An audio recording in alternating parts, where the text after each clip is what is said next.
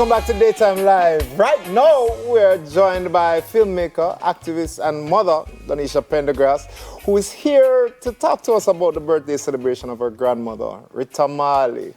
OJ, OD. Welcome. Thank you so much. Give thanks. Greetings. Yes, Rhythms of Rita, celebrating 79 years. Yeah, but before we get into all of that though, like, you were just close by, so you just ran across. Yeah, I just put on my heels, touch up, look a bit, twist up. I mean, I'm shooting my film right now, doing some pickup shots for my film Threads of Us, which is coming out in August, fingers crossed. But yeah, keeping it active. You know. All right, we're going to throw something else in the next segment, but we're talking about your grandma. Yes. Big birthday celebrations. How old is she, if you want to let that out? And then what do you have in store at the museum for us to celebrate her? I mean, 79 is a big deal. 79 years of life, of love, of legacy, of being able to give, take, and give again. And at the museum this year, we'll be having a full jam-packed day of programming for all ages, from kids painting to live stream on Tough Gang TV that we'll talk about in a little bit, but also for anybody who has a song in them heart, we're gonna have some karaoke. Okay, so come prepared. And then after we have the karaoke, we're gonna have a film. An event that I did with her a few years ago and documented called Conversations with a Rasta Woman. Nice. Where she's getting a little bit deep about certain things. Which is right. Yeah. And yeah, the live stream that's happening now, Tanto Metro and Devante is one of my favorite performing duos of all time.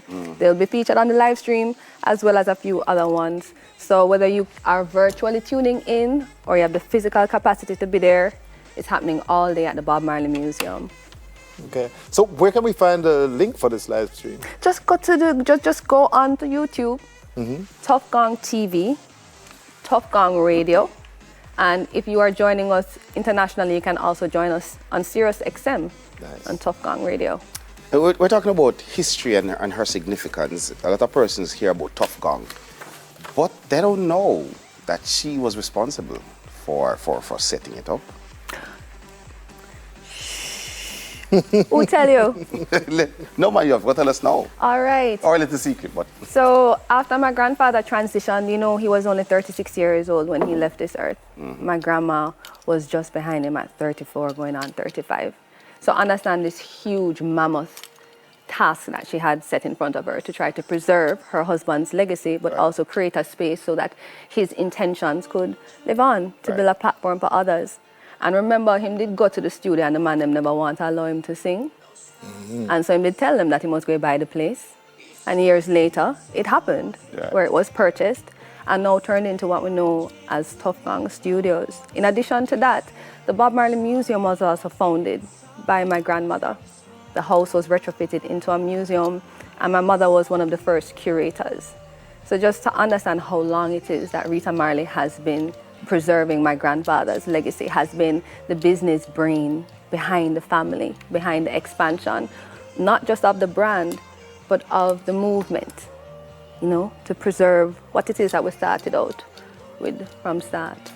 Yeah, man, amazing, man. I mean, it's not just 79 years, you know, it's 79 full years. And that is just what the public knows. Like, you must know so much more. Tell us about one of your fondest moments with your grandmother. One. So I'll mention two. I'll mention one in Jamaica. There was a hurricane and there was a landslide on the hill where we lived. And so people would have to climb across the landslide to get to the other side. So many people didn't. And my grandma used to run the hill every day. And we ran down the hill and we'll come to the part where everybody stopped now and grandma starts to cross. And I'm saying, Grandma, it's a landslide. You can drop off of the mountain. And she just turned her hand back to me. And she said that we have wings. We have roots, but we also have wings. And put out her hand and helped me to cross over. And, you know, it's just like, I don't know who can tell me no after that. You know, as a young person experiencing that.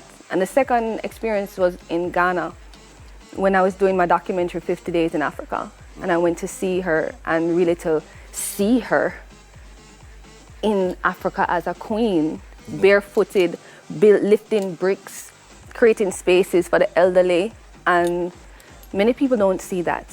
You know, they see her on stage singing and smiling and doing the right, yeah, yeah, but they don't see the work that she actually has and continues to do beyond the cameras, because this is who she is and has always been, and I can only hope to be half the woman that she is.